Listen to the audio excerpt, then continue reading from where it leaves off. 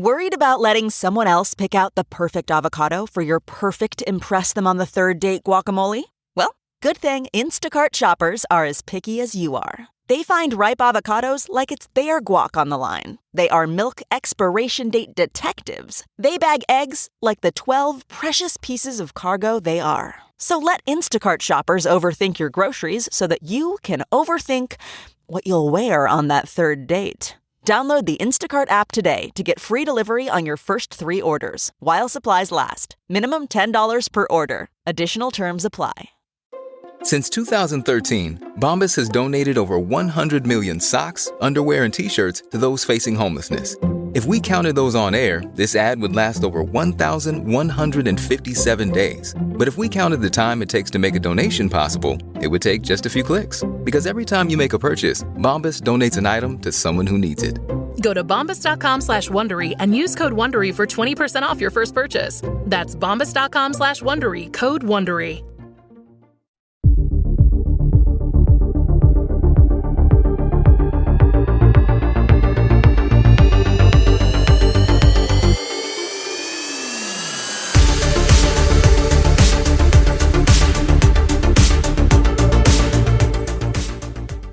So many unprecedented things to speak about in this week's Pre-Fixe. But first, I want to say, summer 2024 coming to a close.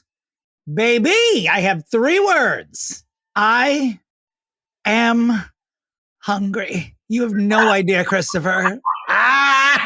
Being this age, the prep work for appearing on a gay nude beach, that's 2 full-time jobs. That's being a single mom with 8 children. That's what that is. It's terrible. On my deathbed, I will think about when we convinced you to tuck in your shirt and we were going to tea and you turned around in the line where you're supposed to pay the cover charge for tea. You looked at us and said, "Can you even see me? I know I'm disappearing." And I truly, it is I'll remember for the rest of my life. I am leaving Provincetown in the morning and I don't know. I'm gonna cry the entire way home. I'm going to cry. I don't believe you're leaving. I know that you're saying that every time you're like, I'm going back home, it's then 2 days later, you're like, I'm back there. I'll use any excuse. And because, listeners, Christopher is legitimately out of the country, overseas in the motherland of Italia with his partner and family. Because of that, I used it as an excuse to just say, oh, I need to stay another day because we have to record out of deference to Chris's vacation, I need to stay here. I'm going to use Chris's family vacation as a reason to get more dick before the summer is over. That's it. That's what I did. Thank you, DeRosas. You're welcome. Well, speaking of, we have a live audience. Yes, for the first time on this podcast. A live audience of my family sitting on our bed while we record the Pre-Fixe. Will they be interjecting? And by they, I mean Hassan. Yeah. Yes. Am I allowed to? Yeah, are we allowed? Keep it to a limit. Well, you can do limited interjections as we talk about the world's most important stories. He said, give me a word count, which is honestly smart. That word count should be 5. How are you enjoying your Italian vacation? We are living the high life. Yeah. We were in Florence for multiple days and we stayed at probably one of the nicest hotels I've ever stayed at. And it was truly the lap of luxury. Oh, wow. And we did a 7-hour tour yesterday that included a wine tasting and going to both Siena and San Gimignano, ? Okay. Don't know it.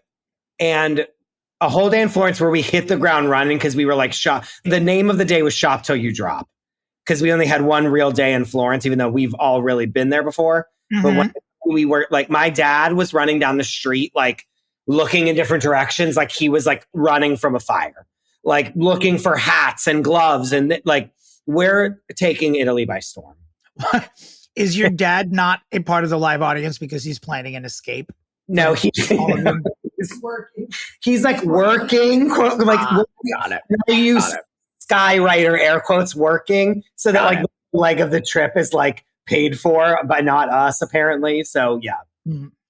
While maybe not as glamorous as an Italian vacation, friend of the pod and not infrequent guest Jess Rothschild was my guest in Provincetown this week, and we had a delightful time. This podcast continues to expand my friend group at a point in my life when I really just don't want any more friends, but yet they are forced on me and I love them, and we had a lovely time. Any highlights? None that I can say here, but Jess and I are engaged basically at this point. Okay, She's my next ex-wife. Yeah, that's. Speaking of ex-wives, we lead the celebrity world this week with Woman of the Year Jennifer Lynn Louise Lopez, who, she's in her 50s. And what she did this week was just do an Instagram post that just said, "This is what you gave up, Ben Affleck." It was fierce. Don't get me wrong, because she looks great, but she basically did an Instagram post with what I think are 500 slides. Well, you can now do 20 pictures, like as of like 2 days ago, and so many people are taking advantage. Because of her, probably. Yeah. So the caption of J-Lo's Instagram post was, "Oh, it was a summer." And it is 20, I guess, photos of her showing off her ass, posing with her sister, actually, Lynda Lopez, star of 1010 Wins News Radio.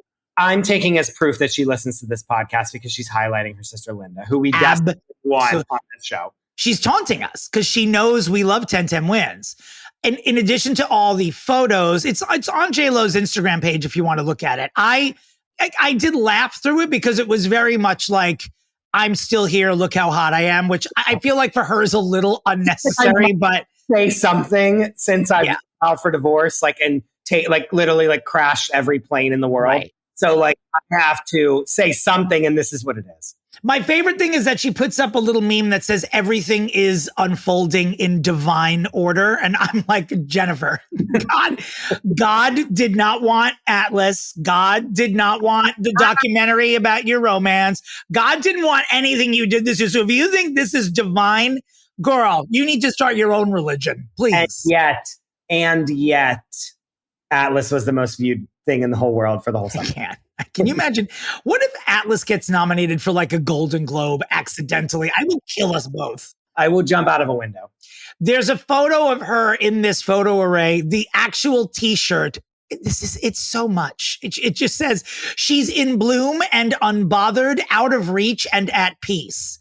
I hope the back of it says she's also trying too hard, because that's a mess, that phrase. It's a fucking mess. I need that shirt.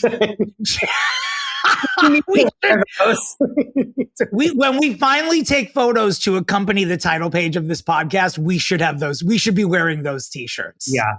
Or maybe we'll cut the phrase in half. But in what to me is the greatest development of the destruction of Bennifer is that Leah Remini filed for divorce last week from her husband of 21 years. And for listeners who are not aware, Leah and J-Lo had a falling out. Leah did not go to the second Bennifer wedding because Leah did not think it was a good idea. And now all of a sudden they're filing for divorce within a few days of each other. I have two questions. Obviously, where's Shelley is the first one. Yeah, yes. Thank you so much. But the second one is, could a Jennifer Lopez-Leah Remini marriage be in the cards for 2025? Stop it. I want to know what because their conversation was she's like, "I told you shouldn't have married Ben." And she's like, "I told you that you shouldn't have married your husband 27 years ago. And did you fucking listen to me?" No. Is that true? I don't know. I'm saying I bet that's what happened. She's like, "Yeah, your piece of shit, not famous husband that's riding tails, loser." You know what I mean? That's what I want to see is that conversation. Now, I run hot and cold with J-Lo and her behavior as if she gives a fuck. But this, the two of them single and on the town together, that's the next chapter I need to see here. No, that's going to keep me compelled. I want to see that as the Simple Life 2.0 with the two of them where they just hit the town. She would never do reality TV and she shouldn't, but couldn't that be great? I want to see Jennifer Lopez and Leah Remini double teaming Jonas Brothers and ruining marriages. That's what I want. That's the next chapter of this. I will accept nothing less salacious than that. Or like Hot Girl Fall or something like that. And they're like in the sluttiest outfits you've ever seen, like posing on her Instagram. Yes. Oh Yeah, God. Come on, J-Lo. Do this for us. Yes. You can close out the year much stronger than you think by just since you're parading your sister around. So just do this. Please. Adele has announced that she's taking a break. She's going to probably get married, probably have a baby. You know, she works her ass off. She's been doing these concerts. So go ahead. From what though? She's been performing. She had her Vegas residency. There's still some dates left. She's been performing in Munich for a minute. I can't think of her fiance's name, but she is engaged. I'm suspecting that she wants to have a baby. As she's making the announcement, it's really funny to me. She makes sure that she points out that when she is performing, which she's been doing a lot, that everything is live. She keeps making sure she says, you know, as if to say, like, that's why my work is hard and I need 7 years off because I'm actually singing America. Well, and too, like, now that Celine, like the Celine documentary has hit the world, like everyone's like doubting everyone singing. Mm-hmm. So he's like, really me now here, really me, really. It's me. Meghan Louise Markle, known on this podcast as the Duchess of Schmuckers. This could be the slowest comeback in history, but we're waiting for her to launch her company, American Riviera Orchard, which is a lifestyle brand that the only thing we know about it is that it sells jam. Hence it's never going to happen. She cannot find a CEO for this company. 18 staffers recently quit, and she cannot find a CEO for this company. To which I say, Meghan Markle, please look directly at us at your screen right now. We are here to co-CEO. We'll do this. Yeah. There's always some kind of like, not even just from a royal family perspective, but even just this company itself. It's like, we've heard there's news stories every day about it, and yet it has yet to bring any single thing to market. Mm-hmm. Whereas again, as I said months ago, where is a video of you on your Instagram eating the jam? Nowhere. Like, it's tumbleweeds. Like, I need you on your Instagram, like being like, this is my jam. It's going to, even if she says maybe next year you can buy this, I need to see that it exists in physical form. I want her to get caught on a hot mic saying she would never eat something with such a high sugar content. Yeah. That's what I want. But that would make us all buy it. Like, exactly. Like, even if she's like, this is for like poverty-stricken plebeians and I would never actually eat this, I would buy it because of that. Prince Harry, known to his wife as H, his birthday is coming up. There's a couple of stories about this, about he gets he gets money on his 40th birthday, like from some sort of royal trust, I think. And there are people who are objecting to him getting any money because he's abandoned the royal family and besmirched them by marrying the devil, known as the Duchess of Schmuckers. So we will probably have more information on that next week. I don't know if I guess that's true. Like, you turn 40, you just get cash when you're like a rich white British person. It's like all in a trust. Do you know what I mean? It's like, if you live this long, they give you this amount of money so that you, like, it's all like in a contract that he probably was signed in blood on his first day of his life. Do you know what I mean? Like, so it's all set up, but I wonder if it's public money, then that's bad. But if it's their private money, but I guess all their money is public money, right? I don't know. I think they took it out of Camilla's hat fund, which is why there's a controversy.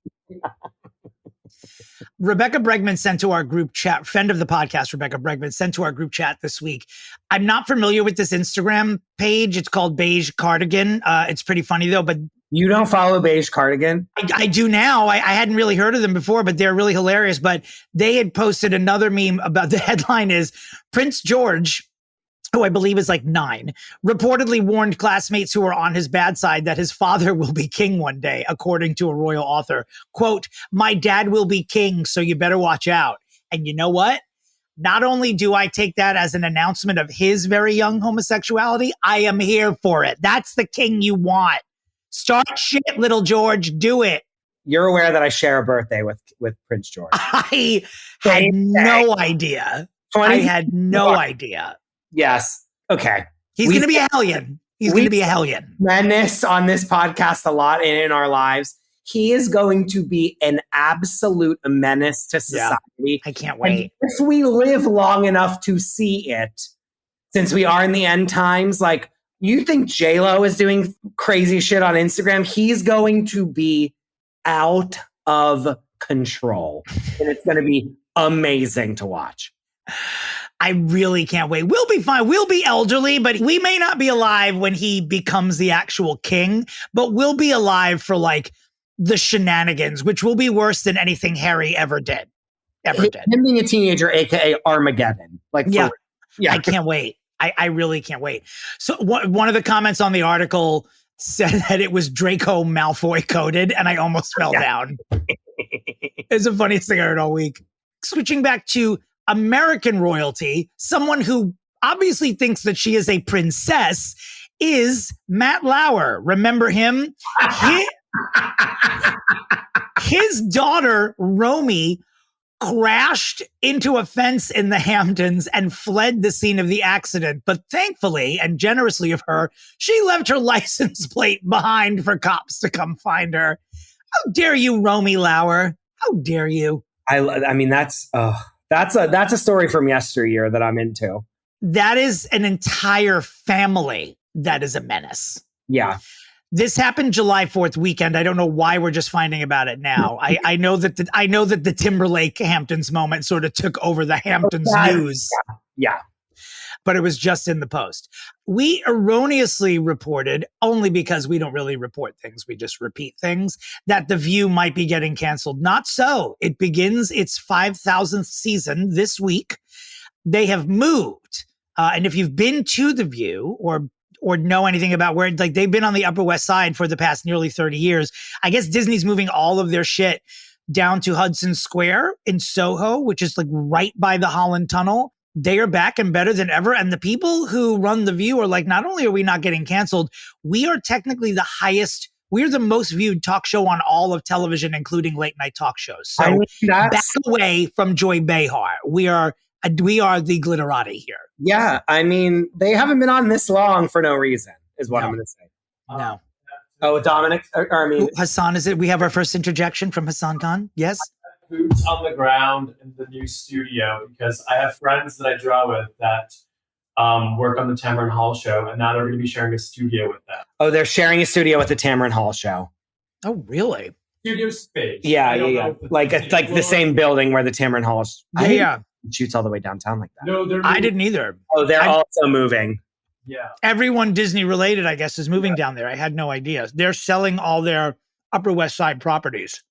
Tamron Hall is filming their first half of the year in their current studio, and in December they're moving to this new space. The fact that Tamron Hall is still on, I'm sorry, this is so mean, but like, who watches Tamron Hall? I don't know. I mean, those daytime shows, as someone who worked on them for many years, like, on daytime shows, you don't need like as much of an audience as you do at primetime. Like, as long as you can produce them cheaply. Yeah. And, I like Tamron Hall. I've always liked her. I don't watch the show, but she's great. You never hear about it. Like, no, it's not The View. Like, here's a clip of like Joy and Whoopi like forgetting to come on stage. Like, there's always like something stupid. Like, remember when Whoopi just walked off stage to say hello to someone for no reason at all? You know what I mean? Right.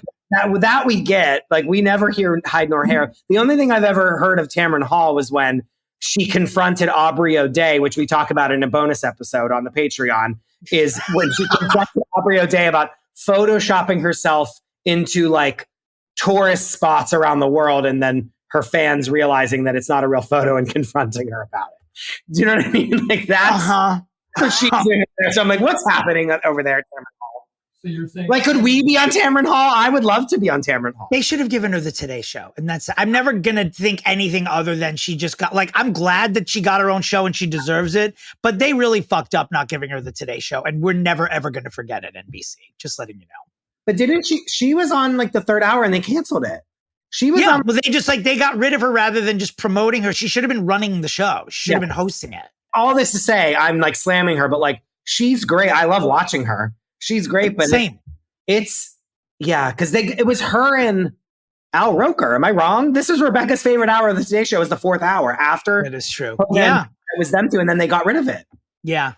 You know why? Because Kathy Lee drank so much during her years there that NBC is still paying that bill. That is what I heard. Those glasses that hold a full bottle of wine. That she shattered every day. All right, moving from broadcast to cable, House of the Dragon. George R.R. Martin, who previously had said everything was fine with House of the Dragon because the creators, he allowed them to sort of like go off book and sort of because he'd run out of material. And so they're coming up with some of their own. Out of energy to write the books is what happened. I have no idea, but he is now finished. Dominic, he didn't even finish the like last book. No, I know he didn't finish Game of Thrones. He hasn't. He's like, I'm done. Like, because he's probably filthy rich from all the Game of Thrones stuff. Yeah. But like, he's like, I'm done. And so it's like, I know what you're about to say is that he's going to complain that it's like not what he wanted. It's coming. Not an acceptable answer for me because I'm like, you could have like mapped out what this show was, and yet you didn't because you are lazy. Yeah, just write it. Just write it. Write it or be quiet. Yeah. But the headline is basically that he has posted online that he's like, I have something to say. I love when people do this online. I have something to say. I'm not going to say it now, but keep coming back until I say it. Just fucking say it. Just blurt it out. No one cares that much. P.S. We're still talking about it. Yeah. Anyway, he said there's major House of the Dragon troubles. He promises to detail everything that has gone wrong. Oh, I wonder the next season they're like, we're going to do this. And he's like, no. I don't know. That's interesting. I don't know. Yeah. Anyway. You know what? I didn't read the book, so I don't know if what I'm watching is canon or source material. So when I say I'm on the edge of my seat, I mean like the toilet seat. I don't care. Like just air the show. Just air the show. Yeah, can TV just be a TV show? Like, please? Can anything just be what it's supposed to be? Although if it were, I guess we wouldn't be here complaining about everything. Brangelina, whew, what a week. What a week with, my God. So this week I can't remember if her movie was at Telluride or Venice. I think it was Venice, but she portrays Maria Callas in another Pablo Larraín movie because he did the Jackie O movie with Natalie Portman, etc. She got like a 200-minute standing ovation. She cried. She's back. She's better than ever. She's going to get nominated for an Oscar, etc. Anytime reporters tried to ask her about William Bradley Pitt, her soon-to-be but not yet ex-husband, she just shut it down. Said, no thanks. Next one. She just will not talk about him.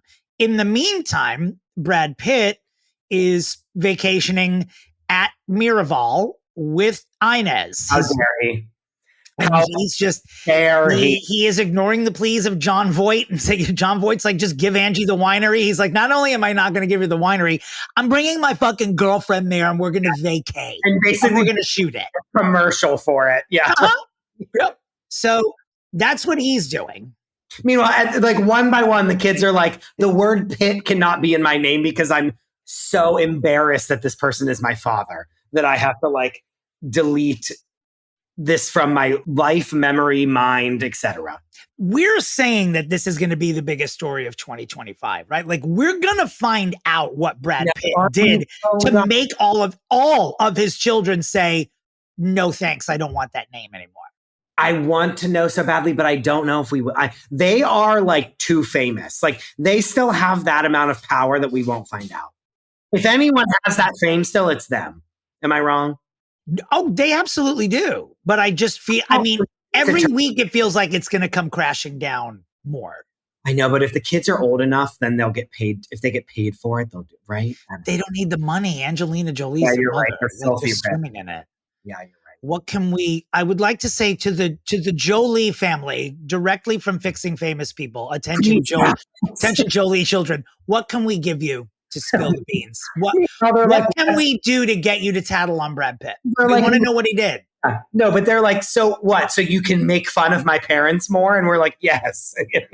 I mean, the meme of the month is Tim Walz, a photo of him in between Brad Pitt and Tom Cruise, and they are all the same age, and Tim Walz looks like their dad. Yeah, he looks like double their age, and then the comment is, only one of these people can hug their children.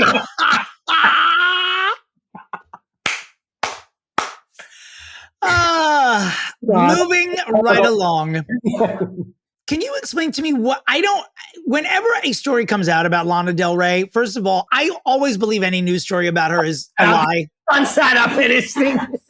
What? Son sat up in the bed. So like when I said Lana Del Rey? Yes. Okay, good. Is her boyfriend an alligator wrangler? I want to say yes, but remember, now let's harken back to our Lana Del Rey episode featuring Liana and Zerillo. Yeah. And she said like she does like Poor People Cosplay. And this is the next iteration of it. She's like, I am dating a guy that you pay money to like give you a tour of the Everglades. She worked at the Waffle House. Was dating a cop and was like being like, ha ha ha, like I like alt-right conspiracies. Like, isn't this funny?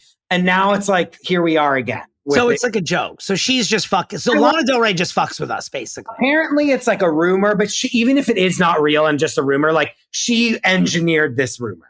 All right. Right.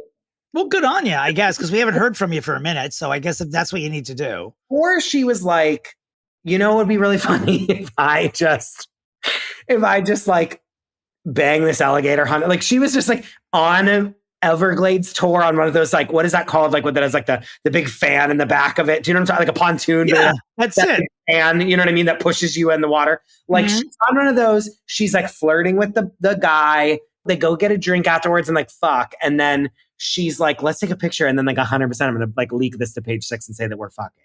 Like that's funny. I bet she fucked him in front of the whole tour group. I bet they didn't even go back to a hotel. I bet there's 7 people who were sworn to secrecy and just watched him nail her. Swamp. They fell in the swamp and just started going. They went after 2 alligators, like fighting. They had group sex with alligators. Wait, the son's raising his hand. Hold on. Multiple points. I feel like it's mating season for the alligators, so I'm sure that the man is on the same waiting plan. And second, I feel like Lana Del Rey has this thing where I think she likes men who don't know who she is. Oh yeah, correct. Okay. She likes men who don't know who she is, as in like they've never heard like why would he like know he doesn't have a radio, so he doesn't know who she is. So like she's like, I can get it here. I don't have to like live up to being an A-list. That's actually very profound. It reinforces the cosplaying. Yeah, but correct. Like cosplaying normal. She is like a normal person cosplayer. Yeah. It's weird. I'm a normal person and I don't even like normie person cosplay. I don't want to be a normal person. I want her. I mean, this isn't the end. I like that she gave us some time to miss her and then she's like up to her whole hijinks. Like that's fun. It is fun. It is. This moment makes me like her more than I did previously. Same. I'm like rooting for them secretly. I want to watch them fuck. I do. This is nice. He has like all but 5 teeth. You know what I mean? He is rough looking. I mean, he is rough. Yeah. Justin Theroux is engaged. Yeah. So what I want to say is this. You're upset. I'm not upset. I mean, I like him and he's hot and everything, but I think he's gorgeous. Oh, he's gorgeous. This is what I was thinking, because we often forget that gay marriage is legal now because it's so like part of the fabric now. Not only do I want Jennifer Lopez and Leah Remini to get married, I want Jennifer Aniston to marry Angelina Jolie. That is what I want. That's what I said on the Angelina Jolie. I was like, if her and Jennifer Aniston would team up together, that would be unstoppable. And you guys all poo-pooed me so much. I'm going to go back to that. I can't believe I poo-pooed it. If I did, you have my wholehearted apology. Because the first thing I thought of when I heard Justin Theroux was like, is Jennifer on suicide watch? I'm like, of course she's not. They split up like 100 years ago. But however, she should just start having sex with Angelina Jolie. Yeah, that's hot. Forget Lana Del Rey and the alligator wrangler. Like we need more people to do ridiculous things like this alligator thing. Like I'm serious about J-Lo and Leah for real. Like that's what we'll get a whole rash of people just marrying their best friends because that's how it's supposed to be. And even if it's just for attention and fake, like I'm still down. Like even if they never actually kiss each other ever, like them holding hands on a red carpet would be unstoppable. If Angelina Jolie and Jennifer Aniston were holding hands on a red carpet, we would both cease to exist. We would pass out and then never wake back up. I would probably die if I saw that. I probably would. That's incredible. Like, what are we on this planet to see if not that? Yeah. You know what? We got to figure out a way to make that happen. How? How we could do this? Even as a joke. Do a Halloween costume together. Like anything. All right, let's move on. Did you watch Wizards of Waverly Place? Are you young or old enough for that? I'm too old. All right. Well, Son did. It's coming back. They're rebooting it, and Raven Simone and Danielle Fishel are directing it. Yeah. Obviously, they'll make cameos because that's what famous people do. But yeah, anytime I get to see Raven Simone's name anywhere, I'm that's so Raven should like pop in to be like, hold on, like 100%. Get 100%. Like that would be fun. I mean, Selena Gomez is. I mean, she's a force. This is the fixing famous people effect because we countlessly go to the Waverly Diner, and now the reboot. Yeah, we go to Waverly Place. We literally eat on Waverly tuna melts at Waverly Place. Oh, that's great. Do you cast spells there? Are you the Wizards of Waverly Place? Are you now going to try to get in the reboot? Waverly Place is just like a busy place. You know, it has star power. Mm-hmm. Yeah. So it takes New York City, but just in this loft above that like corner. They never show the streets, but that family lives in that home. Basically, Hassan's saying because you and I go and eat tuna melts there, and Hassan, that they want to reboot a show because that's why, because we eat tuna on Waverly Place. That's why your partner thinks they're rebooting it. Okay. Social awareness. Well, he has a lot of confidence in our poll. I'll tell you that. Yeah. Okay. Best idea, best news of the week. To me, Nikki Glaser hosting the Golden Globes. This is going to be an unmitigated bloodbath, and I cannot wait. You texted the group chat and you said this is going to be a bloodbath. I can't fucking wait. She is vicious. Yeah. She is also, because of the Tom Brady roast, she's like top 10 entertainers of the year, bar none. Like, this is her moment. Like, I love when a show business decision is made, especially one that we haven't thought of, where it's just like, of course she should host the Golden Globes. Like, absolute genius. It's going to save the Golden Globes. Now, if I'm a celebrity nominated for a Golden Globe, I'm going to be totally honest. I'm not going to the Golden Globes if she's hosting it. Because you're no fucking way. Like, just because I'm in Italy, I've seen so many Jesus on the crosses, like crucified. Yeah. You go to the Golden Globes. Like, she is going to slice and dice you within an inch of your life. And it's going to be, I'm lining up to my TV. Just not doing it. I'm just not doing it. Now, I don't know all the details about this, but there's some sort of convention, some sort of culture bomb convention, which is going to have, wait for it, Stormy Daniels and Anna Delvey appearing on stage together. Why are we not? Huge Stormy Daniels fan. I've made some phone calls. I don't know if we're going to be able to do it or if it's even passed yet, but it's this month. It's in September. We should be the moderators for this discussion. Why are we not doing this? I don't know. I don't know. You know, there's not a lot of celebrity news this week, which happens during these summer holiday weeks. But I will say that a lot of celebrities are bringing their children out in the open who we never see. I don't know why, but like the Timberlakes were at the US Open and we got to see at least one of his kids there. Meg Ryan's daughter, who I don't think I've ever seen in public before. No. She's been out with her daughter, and her daughter's like 20 years old. I mean, she's an adult. Anna Nicole Smith's daughter, who's now almost 18, Danny Lynn Smith Burkhead. She was at she was cosplaying and out in public with her dad. She looks more like her dad than her mom, but she is an adult. And Anna Nicole Smith has been deceased for a very long time. She's very cute. She definitely looks more like, is his name Larry Burkhead? I remember. Definitely looks more like Larry than Anna Nicole, but she's so cute and she is almost 18. I mean, Anna Nicole Smith has been gone for a long time. I just remember, I remember that vividly that day that she passed away. I'll never forget for the rest of my life the True Life, like I'm a celebrity impersonator. And there was that woman that did impersonations of Anna Nicole Smith. And she was like, True Life really was like such an amazing show, but like, she was the best one on that episode. And she truly looked exactly like her. and would have the hair and the lips and and it was, I'll never forget that episode. All right, I'm going to look it up when we're done here. Oh, you don't remember? I could remember vividly. That's why I always go trim spa, baby, because she would say that out in the crowds. Like she would be like they would be like trim spa at her, and like she was like interact. Yes, great episode. A lot of celebrity news this week has been coming from the Telluride Film Festival and the Venice Film Festival.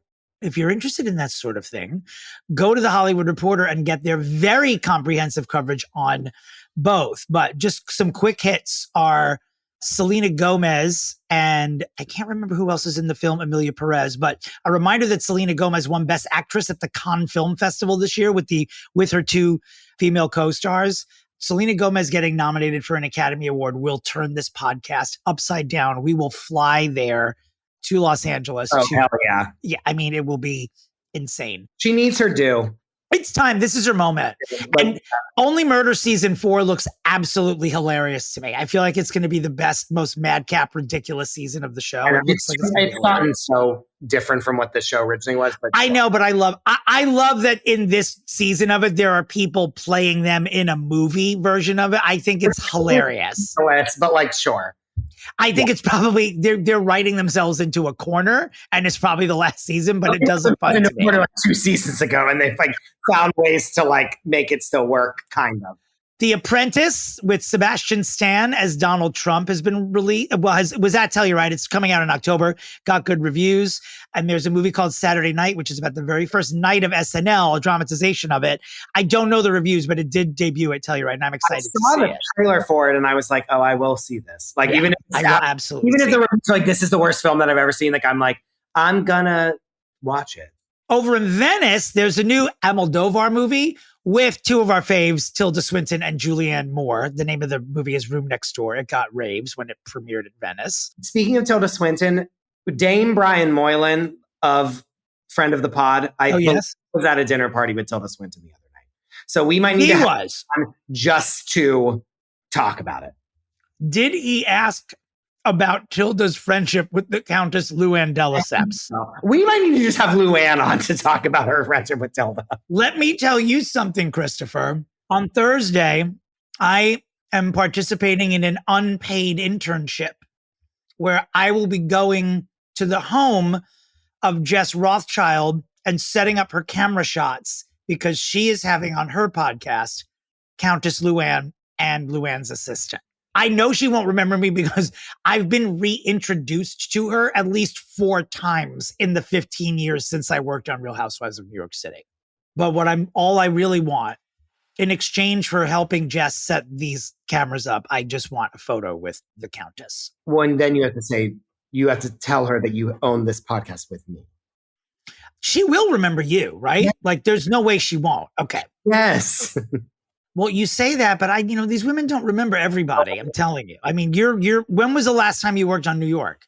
I did St. Bart's with her. Oh God, that's right. That was like yesterday. It was like yesterday. Well, we'll see. I'm secretly going to record. I'm going to ask her on camera if she remembers you, and I'm going to get her to say, who the fuck is that? I'm probably going to do that. The last 2 things about Venice, Brad Pitt and George Clooney are in a movie called Wolves. I don't know that I care about it. It sounds like Ocean's. No, but will we watch all of it? Yes. Like, will we see it? Yes, of course we will. But they took it by storm. And our girl, Nicole Kidman, I love an actress that doesn't need to work, but just won't stop. Like, she's just going to keep cranking shit out and looking like she's 35 until we're all dead. She will give like terrible performances and we don't even care. Like she'll be in a movie and it will be absolute dog shit and we won't even be like, that was upsetting. Like, do you know what I mean? Like, we're just like, all right. Right. Like, cause you never have time to like be upset with her performance because there's another movie coming out. Right. Because she always makes sure she has something in the chamber to change your opinion of her in case it turns bad. She is in this steamy movie. It's called Baby Girl, and it's an erotic thriller. I guess she's married to Antonio Banderas and is not satisfied sexually. So she has an affair with an intern, and supposedly it's like truly like balls to the wall or clicks to the shit or whatever that phrase would be. But it's like, my ears are perked. Yeah. I mean, she's making these for us, by the way. Like, yeah. Like we're the demographic. She already has her Oscar. She already has her million. She's got a husband. She's got kids. Now she's like, I'm going to like do what Betty Davis and Joan Crawford did when they hit my age and just start appearing in literally everything. And I'm going to blow your pants off. Yeah. Is that a phrase? Blow your pants off?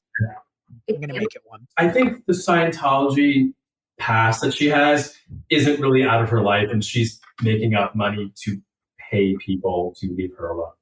Like, I don't know. Hassan thinks that she has to pay off Scientology. I think So part of our Pre-Fixe this week is just a section called Hassan Khan Investigates. Is that what's happening? No, I'm going to call it Hassan and his tin hat. Like, I think... Yeah, that's more... Yes. Like, if I'm going to be real about myself... why is she working so much? She has nothing better to do. She can't talk to her kids, so she has to do... I think she needs the money. No. Speaking of someone with nothing better to do, we, this week, are fixing Katy Perry. And when I tell you, you talk about a full-time job, I don't even know if we got there. I know we tried. We tried. We got there either because it was an insurmountable task. But it's a good one. And we're going to get to the fix. Chris, do you have anything left to say about being on the continent before we end the Pre-Fixe? I forgot to even put this in the list. Okay. Apparently, Mario Lopez went on some radio show and was talking shit about Britney Spears, saying that she didn't write her own book and she's crazy and she like, what are her dance? Like basically what Ozzy Osbourne did, where she then said like, go fuck yourself. And it's all over the internet. And when I tell you that 90,000 people have sent it to me, and I was like, the fact that this man has been beloved by our country for so long. Okay. He's on the dollar bill. I mean, he's just Mario Lopez. Everyone loves him. He's like Ryan Seacrest. Like no one like everyone trusts him. He's good. He went on trying to be like, oh, I'm going to like say something fun. And people are like coming out of the woodwork to be like, he needs to go down. It's never going to happen. It's never. No one that hot ever goes down, nor should they. Mario Lopez, if you're listening, if this gets too hard for you and you need to let out some frustration, you can come to my home and beat the living shit out of me as long as you nurse me back to health. I don't care. Mario Lopez is so hot that he can't ever, no fault can be found with him. That's where I'm going. He's ruffling feathers left and right. Well, as far as Italy goes, we're having the best time. We have like so many more places we're going, and we're just going to be having the most, I don't know. There's nothing else to really say. We're having the best time. We're laughs. We're fighting all the time. We're laughing. Everyone's having the best time. All right. Well, I hope you guys continue to have a wonderful time. And I'm just going to leave Provincetown. And that's it. I'm going to leave it behind until next summer. I got to go back to the Bronx. I got to rejoin society. Civilization, basically, like adult civilization. I don't know how that's going to go, but well, that's it. My tan's already fading. My mood is as well. So we should get the fuck out of here before I start to cry. Listeners, we love you, and we will see you as we fix Katy Perry after these very, very vital messages. You know that feeling when your favorite brand really gets you? Deliver that feeling to your customers every time. Memorable moments like these are key to building your business and your brand. Klaviyo turns your customer data into real-time connections across AI-powered email, SMS, and more, making every moment count, so you can continue to build smarter, more meaningful relationships with your customers. Build smarter digital relationships with your customers and make every moment count with Klaviyo. Learn more at klaviyo.com/BFCM. Are you struggling to close deals? Cold outreach is wasting the time of both the buyer and seller at every stage, especially when sellers are using shallow and outdated data. Your organization can overcome these challenges with technology that translates comprehensive, high-quality buyer data into real-time insights. These deeper insights empower sales reps and teams to adopt the habits of top performers, which leads to better outcomes, like more pipeline, higher win rates, and larger deals. We call this deep sales. And we've built the first deep sales platform with the next generation of LinkedIn Sales Navigator. Right now, you can try LinkedIn Sales Navigator and get a 60-day free trial at linkedin.com/trial. That's linkedin.com/trial for a 60-day free trial.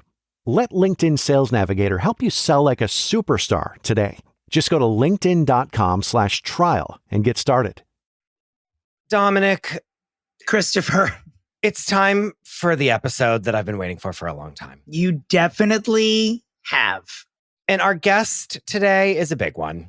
You know him from his podcast, Gabbing with Gib. It is Gibson Johns. Welcome to the show. Hi. So are you ready to fix me? Are you going to fix me today? If you want us to, we will. You have to offend us first. Yeah. You have to do something horrible. We recently were talking about what celebrity would be the first person to come on and let us fix them to their face. And we have a short list, and I'm going to start reaching out because I think that's fun. And you're on it, Gibson. Yeah. You're now the celebrity. Listen, on I'm that I'm the list. test case, okay? Yeah. Yeah. I'll be the sacrificial lamb. We do live dev meetings, so don't put it past us. We'll do it. Gibson, will you tell us about your podcast? Yes, it is reality TV and Bravo focused. I have a bunch of the Housewives and Bravo celebrities on there for interviews. And then I also have people on to dissect the shows. So it's just, I'm 2 in deep at this point. So I might as well just share my wisdom with the world. But yeah, it's twice a week. And wherever you get your podcasts, it's fun. Ah, Yeah. congratulations. Thank you. Thank you so much. It's been really fun. Sadly, we're not here to talk about Bravo. Yeah. But we are here to talk about someone who is, I don't know, I was going to make a really good transition and I have no idea what it is. We're here to talk about... We can hear you're efforting to do it. Let me say one thing while you're ruminating about that.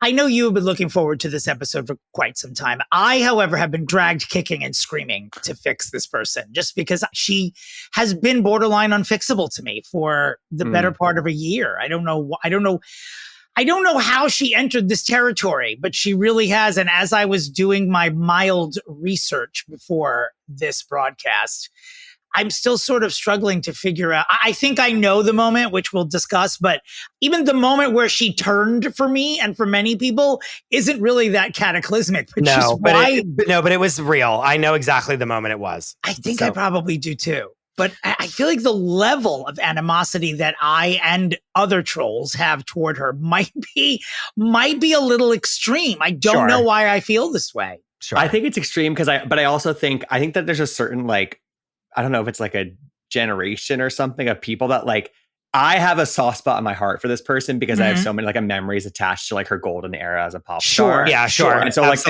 want her to be fixed. I wanted this era that she's currently flubbing. I wanted this to be a return to form. Amazing. I wanted it to be bops that you could not deny and that people would just be okay, I guess she's back. But sadly, it's obviously not how it's going. They are bops that we can deny. It's not like I want everything for her in some ways, but she's had so many opportunities. This has been rough. This has been rough. It's been tough. It's been tough. Anyway, okay, so we're talking about Katy Perry. Everyone knows.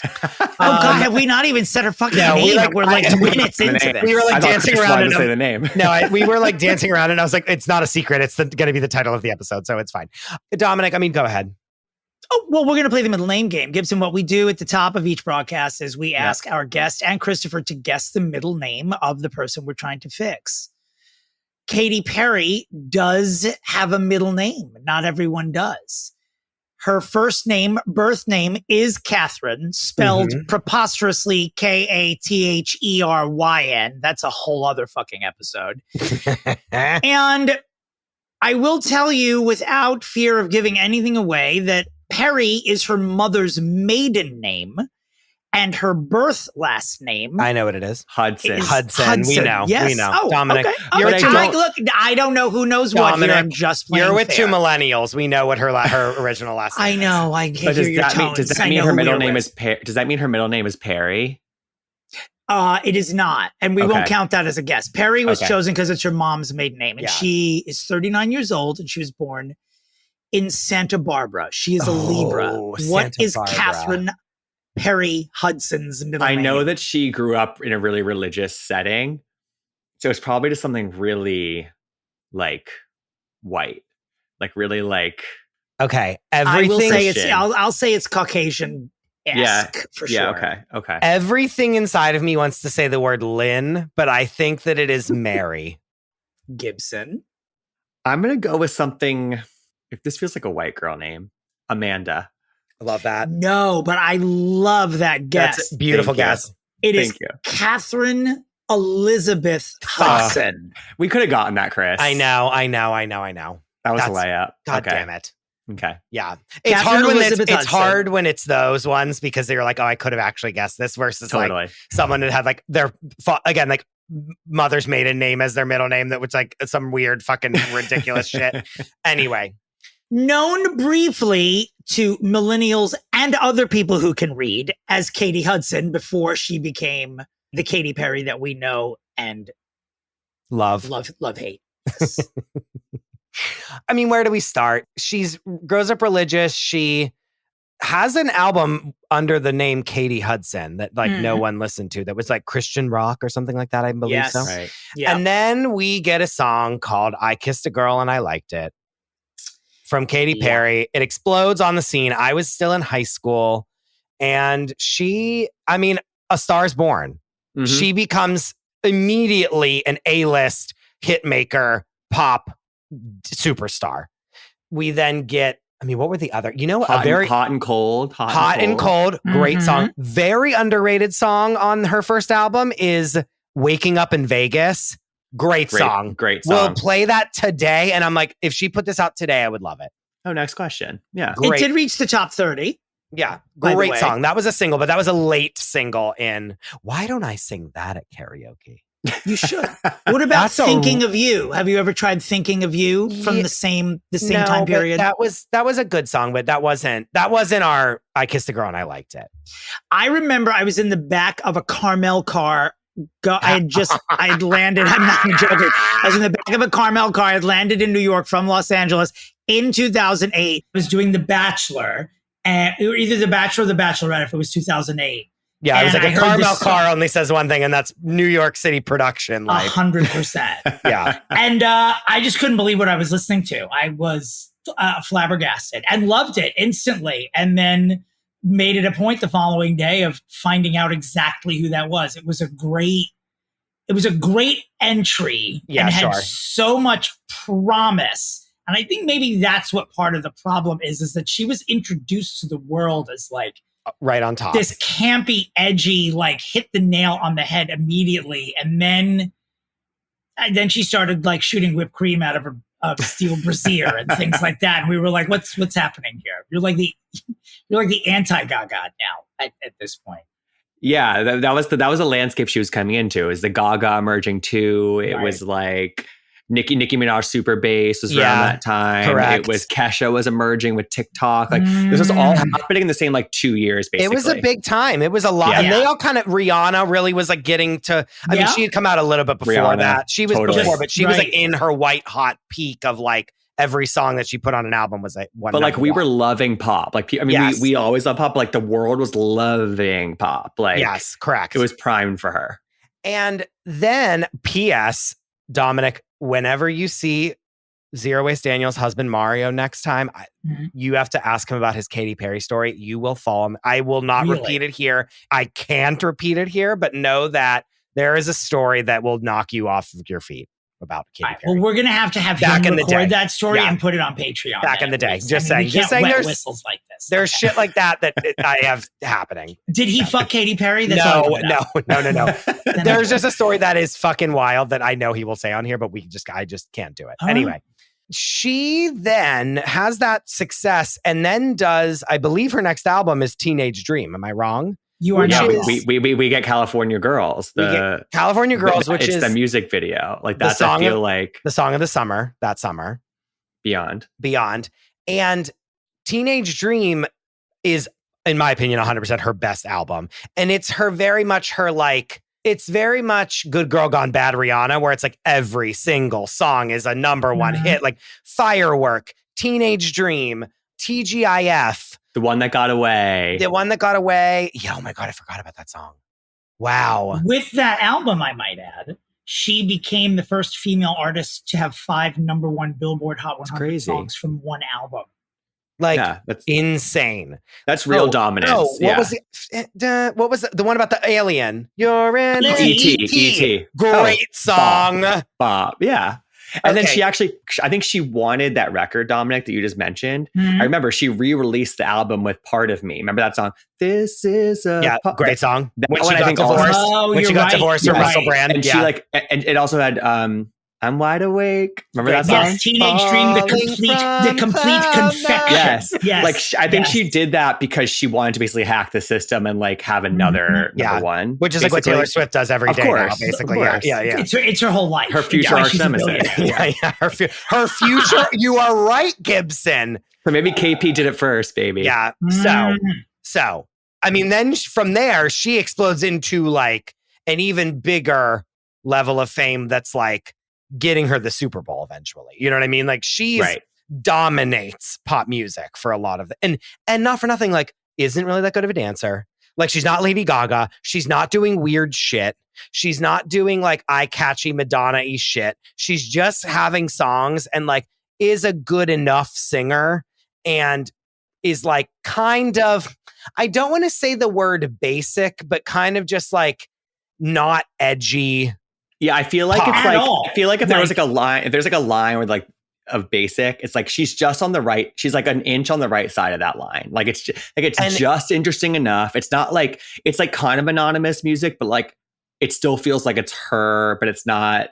Like somebody else could probably sing a lot of the songs, but it right? still like, was like, but you're like, actually. Firework comes on, you're still like, God damn it, this is a good song. Oh, of course. You know what I mean? It's undeniable. It's literally undeniable. It is the music, though. It is the songs. Like the songs are what made her famous because totally, it's the music is the most appealing thing about her. Like in all seriousness, there's not much about the rest of that package that is like, holy shit, this is revolutionary. Because it's not.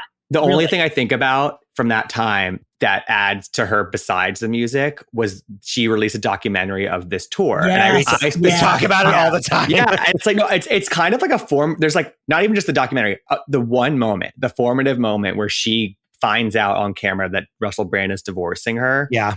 And she's getting ready for her show. And she's like literally in the hair and makeup chair. And she starts crying. And then she's like, it's sort of like a windshield wiper, and it's like, all right, now we're going out there. Yeah, like I am like you watch her like stuff down the emotions. Yeah, I actually think that moment is like endeared her to so many people, and is like more important than I think that we all give it credit for. You know what I mean? And then you see her like going, she's in the like trap door thing that's going to raise up and like bring her up onto the stage. And she's literally standing there and you hear the people and they're screaming. Like you hear the crowd like going crazy because they know she's about to come out. Chris. I do too. And like they're screaming and she's sitting there and she's just weeping. Like she's just like, it was you a moment. See her body going up and down, weeping. And then she has to wipe away her like quite clitorally wipe away her tears and like put on a good face, and then she like strikes a pose, smiles, and then the thing raises her up and she does the tour. It's like out of control. The funny, she became a star so quickly because the documentary you're referencing, her marriage to Russell Brand, like the documentary's from 2012, and she only like took off like a bullet in 2008. Katie Hudson material aside, Katy Perry took off in 2008. So for that documentary to just come out 4 years later and for her to be a bona fide superstar at that time, that is what you would define as a meteoric rise for somebody, for sure. Totally. And well, the thing that's funny is like, remember back in the day, whenever she first came out, she was like with Travie McCoy from Gym Class Heroes. Oh my God. Remember that like genre of music that was like, I want to be a billionaire. I had to look him up today to refresh my memory because I could not remember who the fuck he was. Yeah, Gym Class Heroes. What was the other song that they had? He was kind of like a rapper, but it was poppy. I hate that I know the name of their biggest song, Cupid's Chokehold. I don't even know how it goes, but that's what it's called. How does it go? I don't know, but that's what it's called. I got like picture it in my iTunes. Everyone listening is screaming at us, yeah. But like they had those songs, but she was with him and that was kind of cool and she was kind of alt. Yeah. Then she was in that movie, Get Him to the Greek, that was Jonah Hill and Russell Brand. Yeah. And her part got cut. Like she was supposed to be this girl that like wanted to hook up with Russell Brand and she gets cut out of the movie, but they meet on the set and then they start dating and then get married.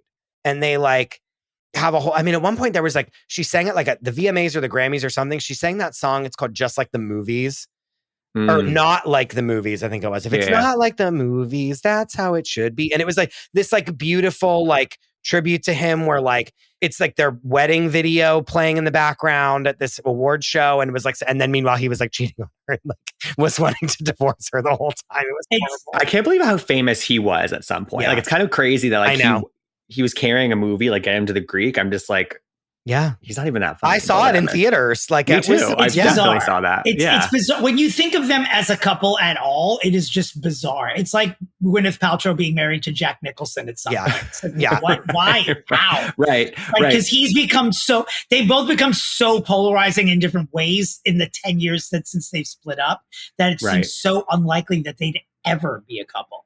Right. But I feel like because of this relationship she had, which like low key was like kind of I would not qualify him as a power couple because I don't think he was like powerful enough. No. But like he was like, famous. But they were like in People magazine a lot. You know what I mean? Sure. And like I feel like this is where like the tabloid aspect of her career emerges. It's like, and then they get divorced. And it's like this whole thing. And it's like he has addiction problems. And it's like all of a sudden it's not just the music, right? Like I feel like all of a sudden there's more to the story. Well, and the other thing is like, this is at the time too, when we were kind of getting into our meanest of tabloid culture where people always called her. I remember this vividly. They would all say that she was skinny fat, that she was thin, but not toned. And they called that skinny fat. And we're trying to like label this new way to be mean to women as like saying like, even though you're thin, you still aren't like the type of thin that we want you to be. And so we're still going to call you fat somehow, which was like really fucked. She like did get a lot of like bashing from like, I believe tabloids. I totally believe outside of her relationships and all that. You know, the funny thing too, to go back to Russell Brand as well, since we're talking about how he was not as famous as her and still is not really. He's just more notorious now than famous. Sure. He said that they got divorced because she just became too commercially successful and was unwilling to engage in activism the way that he was. Oh, come on. She said he then went on to rape people after that statement. I guess that's what so define activism, Russell. But she said that he wanted to have children and that their schedules didn't match up. I love when celebrities are like, oh, just too busy. They're like, my schedule is not working with my husband. I just need to like, it's Splitsville. It's crazy. I broke up with someone and used that excuse once. Yeah, I know you did. I'm sure. I was like, I'm too busy. I'm just too busy to date you. It's because you're an international pop star, Dominic. In his mind, he is. In his mind.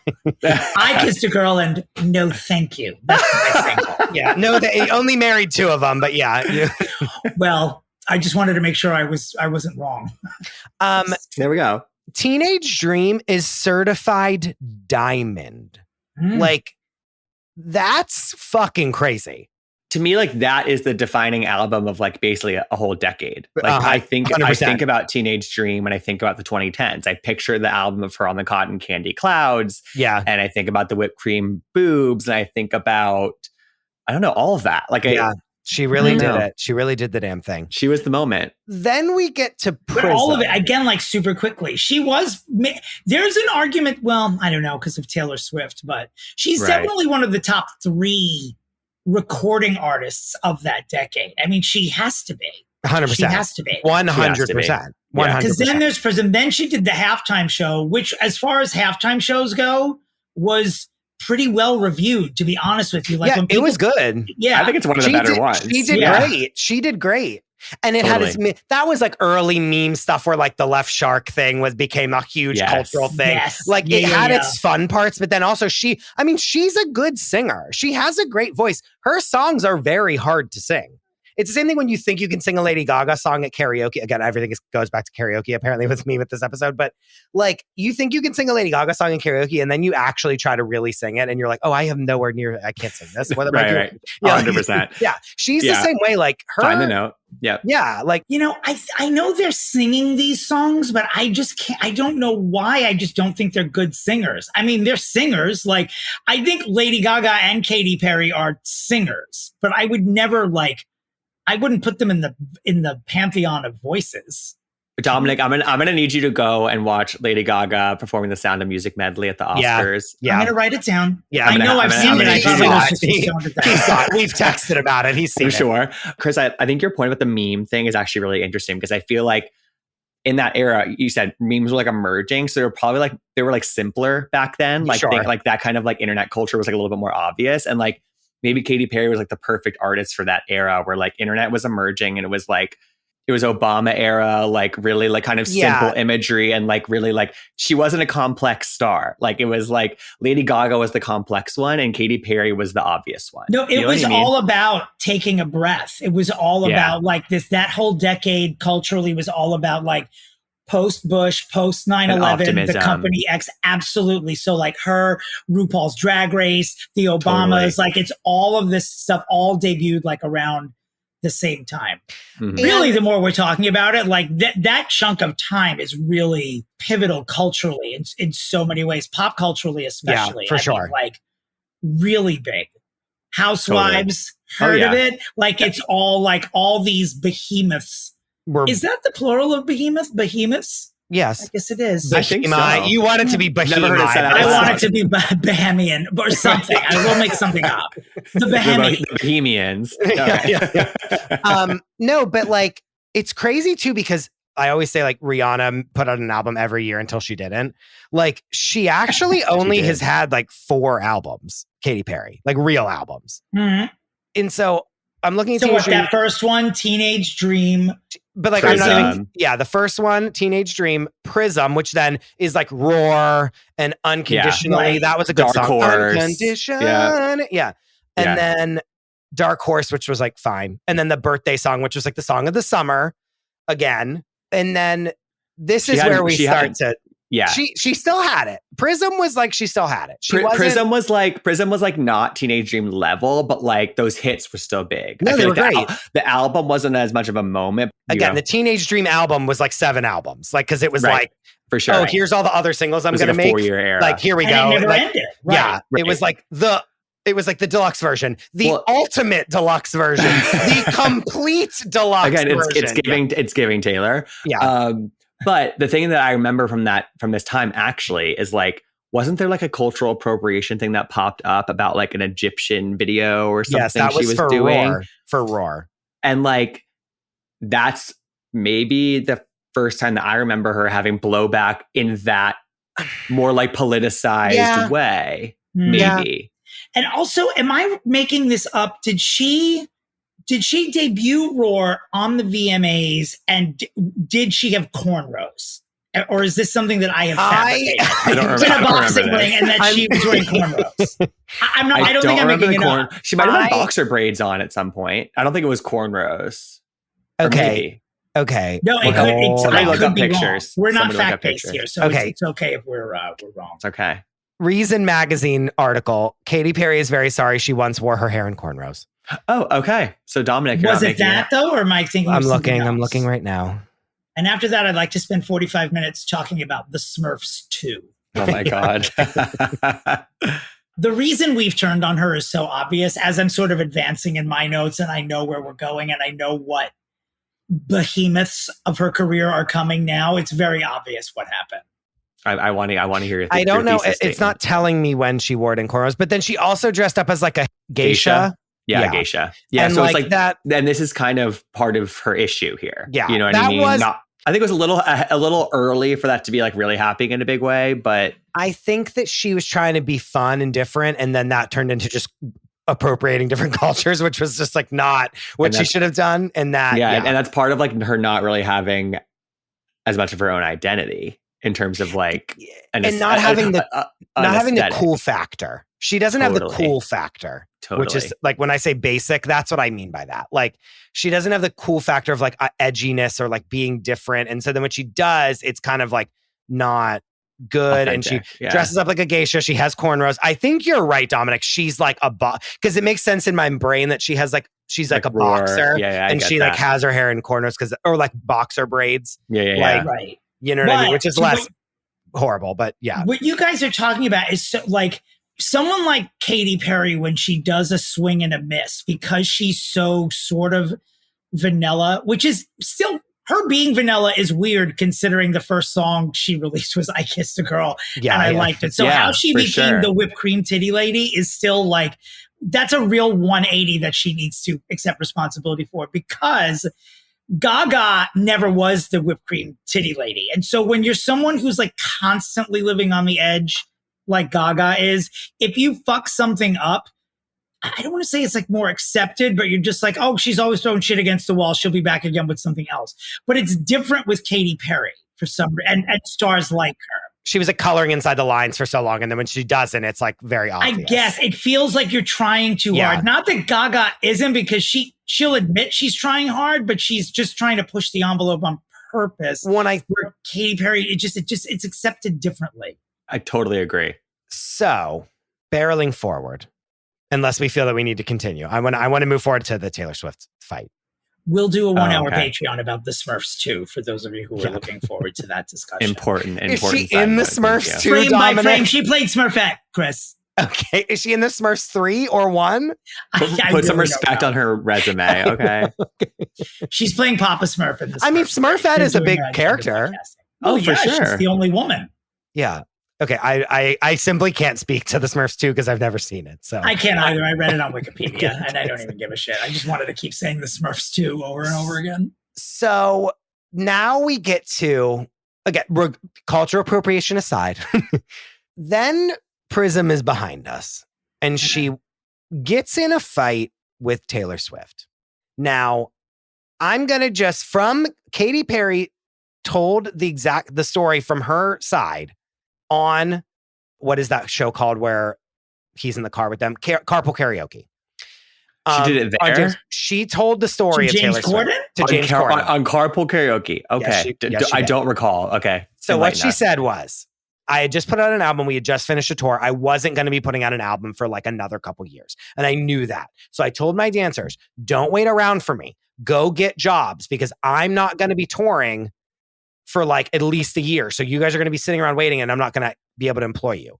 Go sign. And they were like, Taylor Swift wants us. Taylor Swift wants us. Taylor Swift wants us. And she's like, sign the contract, but put in your contracts that you can leave after a certain time. Cause like by this time in 2 years or whatever it was, like I'm going to be touring and you want to come with me. So do that.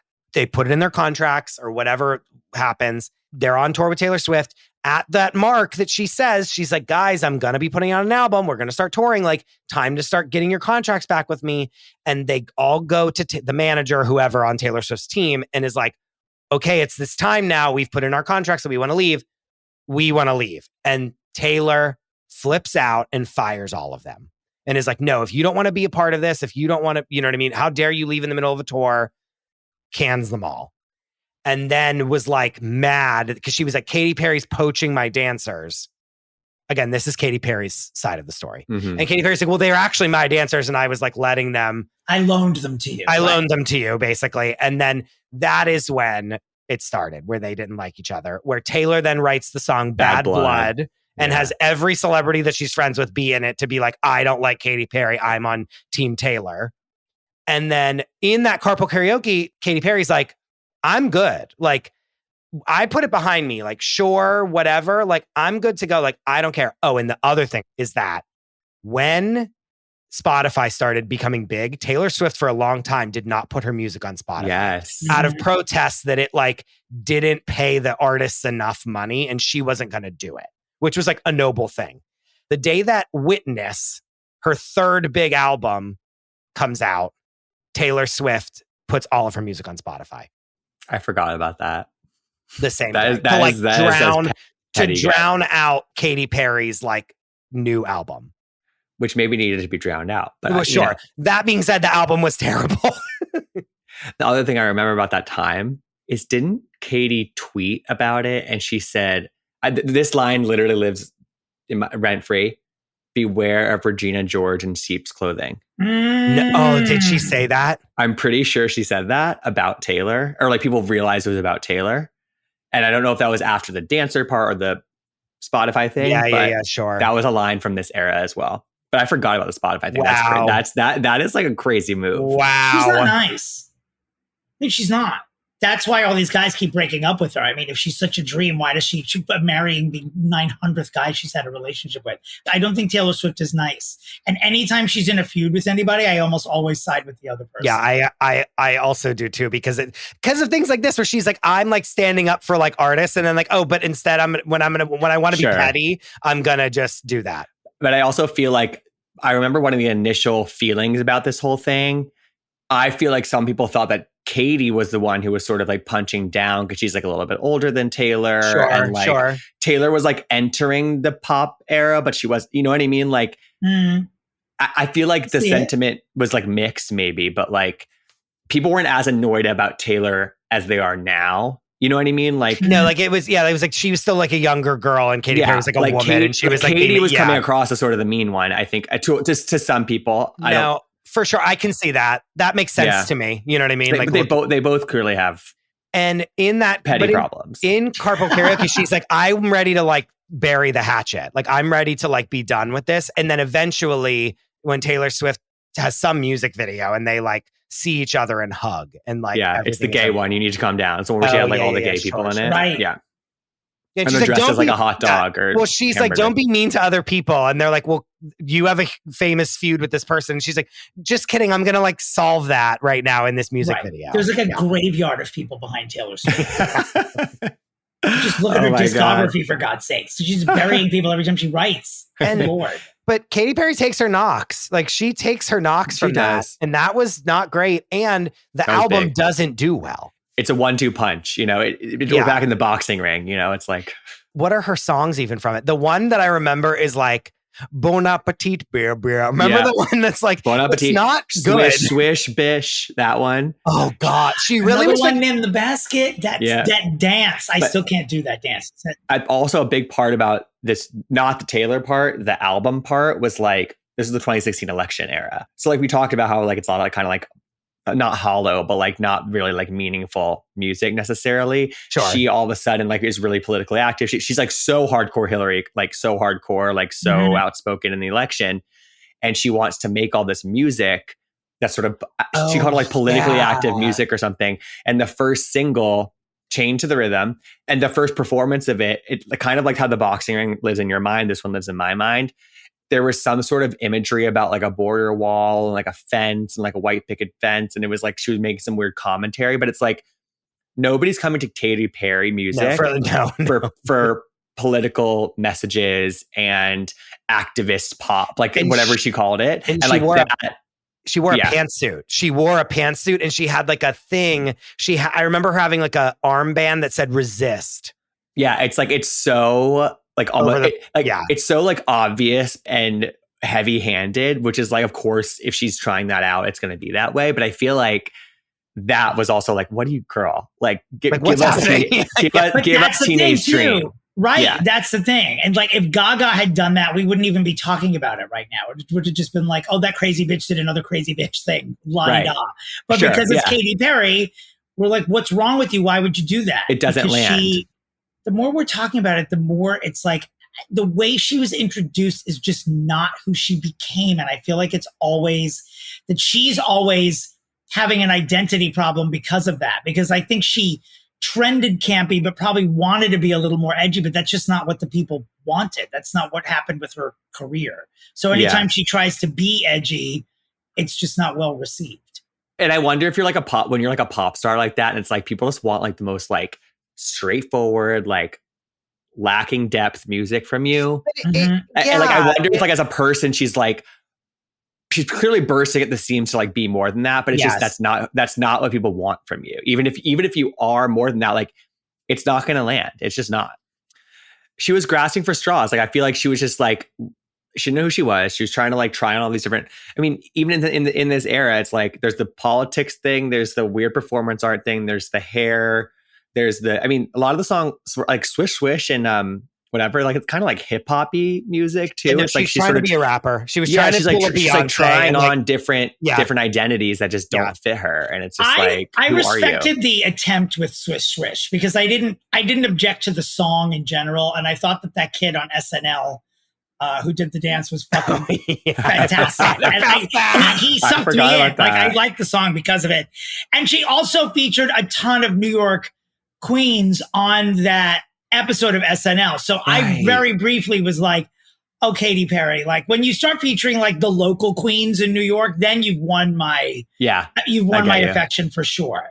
Totally. But there's just something about, it's not even just American Idol. It's about being on the judging panel of any sort of talent show. Yeah.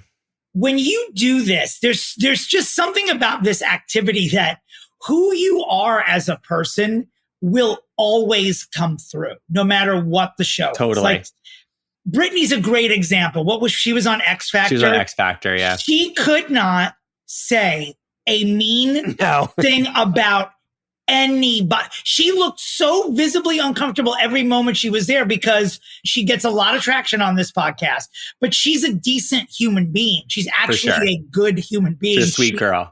In her memoir, she says, like, I did X Factor and I hated that they wanted me to be judgmental, like, because I was always judged so much and I never wanted to do that. Like, she talks about how much she hated doing it. And she's like, Same this wasn't my Ellen. thing. Remember when Ellen was on that? Like, she failed that. because she just couldn't do it either. But there's just something, you have to be very careful when you are in one lane of entertainment and you want to be a triple or quadruple threat and like start doing reality shows and stuff. You know, you should be Sharon Osbourne, because Sharon Osbourne is just an asshole on no matter what platform she's on. Yeah. So like seeing her argue with anybody is just like, there she goes again.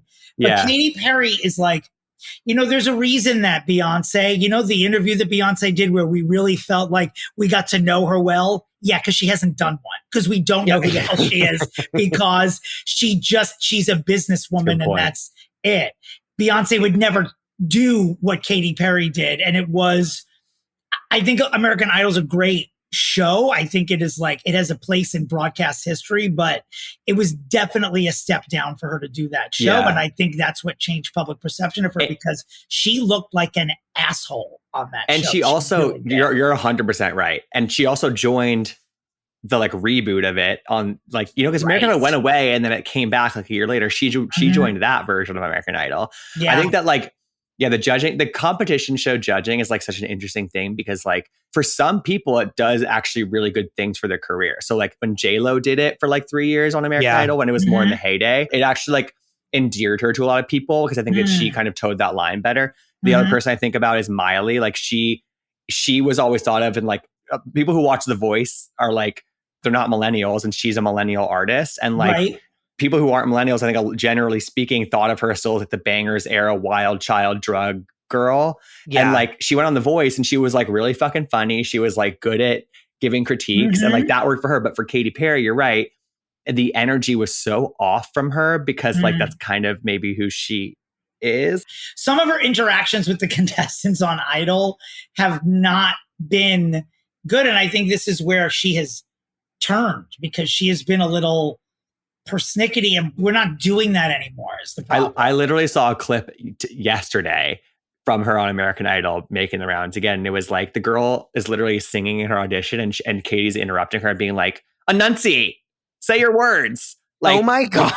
Like in the middle of her audition, and the girl's like changing how she's doing it. And then she's like, sing louder. Like it was crazy. Sing out, Louise, sing out. Like literally. It's so funny that we're even talking about this, because when American Idol first came out, Simon Cowell would be like, you're too fat to sing, get out. It was so brutal. So mean. There were separate DVDs just of the insults, like the worst contestants ever. They would never do that today. No, never. They couldn't even put it on TV. We would people would come to his house. You know what I mean? Like it wouldn't even. But what a trajectory. Like first she's introduced to the world as this edgy person. Yeah. Then she becomes the whipped cream titty lady. Then she's a superstar. And then how did Katy Perry end up being the mean one on American Idol? No, for real. maybe she was getting her frustration out about her floundering music career, and she was getting it out on these poor contestants who couldn't enunciate their words. Then she has another album called like Smile, which like truly no one Pandemic, Forgotten. Like it was like there are some kind of good songs on that album, but sure. But it was just Forgotten. Like we all thought we were dying, so it was like no impact. Came and went. Yeah. And then now we have this. Now here we are. She marries Orlando Bloom. There's like weird stuff where like they're like weirdly conservative or something. Wasn't there like a thing where she was like endorsing a candidate that was like very strange? I think the California like governor candidate or something. That like a lot of like Gwyneth Paltrow is endorsing him.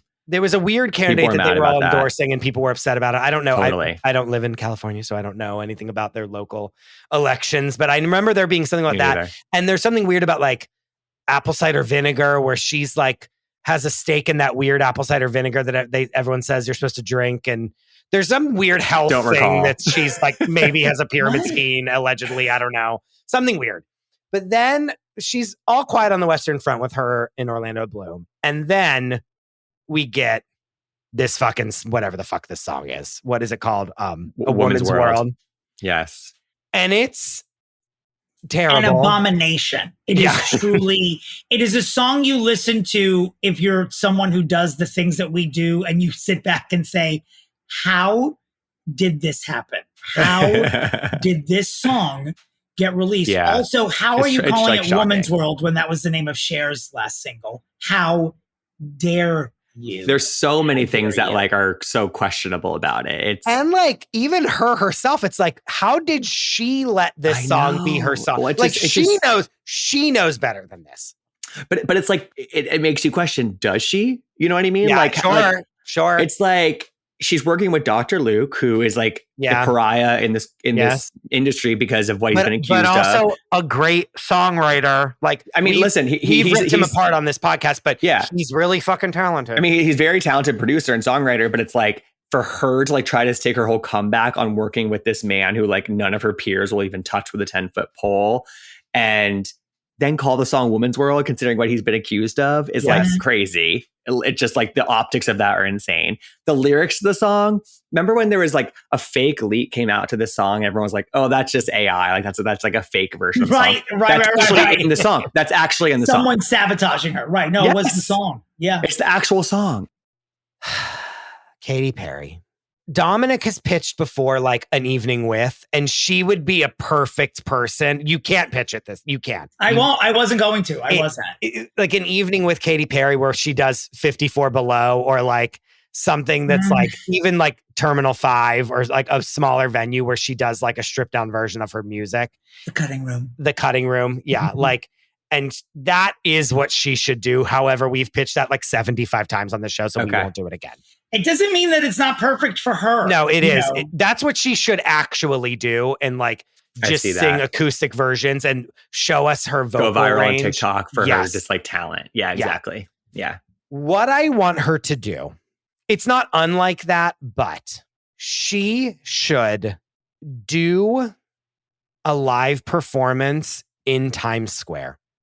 I want her to straight up show up in Times Square with the like audio equipment's ready to go and there's a microphone waiting for her. And I want her to walk up into Times Square and like 5 minutes before, I want her truly to tell no one and just show up in Times Square and like, you just hear like, did you ever feel like a plastic bag drifting through the wind, wanting to start again? And people being like, who is this random person singing like Katy Perry? And then people in Times Square just turning and realizing that Katy Perry is standing there performing.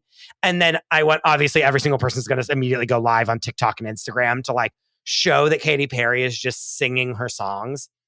And I want like people in New York to just start running towards Times Square to see her perform and just like have her do hit after hit after hit after hit. And then eventually be like, can I sing some new songs for you? And sing like a better version of this shitty ass Woman's World song and have some other like singer be a feature on it and have them come out of fucking nowhere and they're singing it in Times Square. And it is like straight up guerrilla marketing on the ground, no press PR shit that's like stupid, and just truly have her sing her best songs and like recolor this entire new album with, I'm going to do a live performance and just sing the whole album after she sings some of her hits and like have really good versions of them that like people will like. And that is my pitch. It's very strange and different, but she has to do something that's so like, I'm just fucking doing it. Like, not, here's a PR thing, here's another PR thing, here's this, like, oh, here's this song that everyone should love. And then the music video is weird. Or like, that's something we didn't even talk about. The music video was like supposed to be satire of like women being like the boss, but it was like not, completely. It didn't make any sense. It was so weird. And like, yeah. And that's, sorry, I rest my case. That's my pitch. Catherine Elizabeth Hudson. I have so many ideas, but the problem is because you are who you are, it's tough. Like, what I really think is that you should go on an Eras style tour, like an epic round the world. Like, you have defined a generation of music, which seems like a silly thing to say, but you kind of have. But you just fell off. Like, many of the other women who also helped define that generation are still going strong with varying degrees of success. But like, from Gaga to Taylor, it's like the same group of people. And she's just not in that category for me anymore. I hesitate about the Eras style tour because I think she will have a similar fate as J-Lo. I don't think she could sell it out. No, we'll rip her apart as much anymore. And and then she'd have to just cite family problems and leave and say that we're refunding everyone's money. And it is a real, I can't believe that I'm pitching this, but I cannot think of anything else to preserve her. Oh God. I think that she should retire. I think anything that she does is just going to be, she's already done all the shit where she's trying too hard. She's already done every trick, and every time she does it, her stock just plummets. And I think, a la the Mary Tyler Moore show in the 70s when it was #1 and they were like, we're out of here, a la Seinfeld in the 90s. Yeah. Where it was like, we've done it all, we're out. I think Katy Perry should celebrate her 40th birthday next year by saying, this has been real. I am the shit. I hold 1 million records, but I think I'm at the end of the line and I'm just going to do some other stuff. Then maybe do a few evening whiffs. Or do another an HBO special. A Vegas residency again and just sing all the hits. But at this point, I don't know. I mean, she was on my unfixable list for a long time as well. So I come into this with some bias, but I just think she's taken it. So she's already been everything. Like, she's been many different women in the way that it took Madonna 40 years to be all these women. Katy Perry's already been like the vixen and the comedian and Smurfette, and now she's on Idol, and it's sort of like, Smurfette. What else are you going to do? You've taken all of our fucking ideas already. I can't help you, lady. You're done. Wow. I mean, I think it would be who does that though? Like, what actual superstar is like, you know what? I think I'm sort of done creatively. And if she doesn't think she is, she could listen to this hour of podcasts and listen to her accomplishments and then say, how is that person here on this podcast now? I just think some people have an expiration date. And I think she might have as well. I am not misogynist. I am not ageist. I don't care. I too am skinny fat. However, I just think that in this case, she just might, she might be done. Her being like, okay, you know what? You're right. This song is terrible. I'm not going to do this album is actually like amazing. Yeah. I would like have respect for her actually. Like, if J-Lo had done that with anything she released in this calendar year, we would love her more. Chris, I think for yours, I think it would actually really work. And I think that people would like run to that. But I think that it could be like a moment. But like, I think I realized that I think one of her issue is that she's trying to be a current artist. I just don't know if that's like possible. No, it's done. She's definitely done. I don't think we have enough monoculture anymore for that to like be like a moment where it's like, oh my God, like, remember Katy Perry in Vegas in Times Square? You know, I think it would just be like a really cool night. And then I don't know if that would have like a lasting effect on her career. All right. So then who wins? But I think I would still choose you because I don't think she should retire. I had a feeling it was going to go that way. I knew I was getting a little too edgy. I still want her gone. No, I think it's a radical idea, Dominic. I admire I like the I'm going to hang up my hat. Like there's something about that we would all be like. Because who does that? Yeah, I agree. What pop star does it? Like makes the announcement and not just to go on tour, just to say like, I'm going to have more babies. In your scenario, does she come back in 30 years? Does she come back in 20 years? I mean, that's always the threat, isn't it? You know, I mean, sure. I guess she could like fake retire almost like for 10 years. And then don't they all? Don't they all? Well, I got to win again, even though I don't think I really impressed you, Gibson, with my pitch, but I won. I was the better of the two bad ones this time. Well, listen, I think it just speaks to the predicament we found ourselves in. It's absolutely how much help she actually needs. We haven't even really helped her. But Gibson, I do think truly, like if I could go see her at Radio City, I would be there in a heartbeat. Yeah, I'd probably go. And I knew that she was going to sing like Teenage Dream songs. I'd be like 100%. Well, remember Christina Aguilera had a random album like 5 years ago and she played Radio City. And I remember I was like, I don't need to go Christina Aguilera like in 2019. And then I remember seeing videos from it and I was like, fuck, I want to see Dirty and Fighter at Radio City, you know? Yeah. Oh God. Well, we did it. Gibson, you're welcome, Katie. Yeah. Gibson, and thank you for being with us. Tell everyone where they can find you. My podcast is called Gabbing with Gib. It's not about Katy Perry or anything related to that. But if you like Real Housewives, if you like Bravo, you'll love it. And that's all I have to plug. Dominic, where can people find you?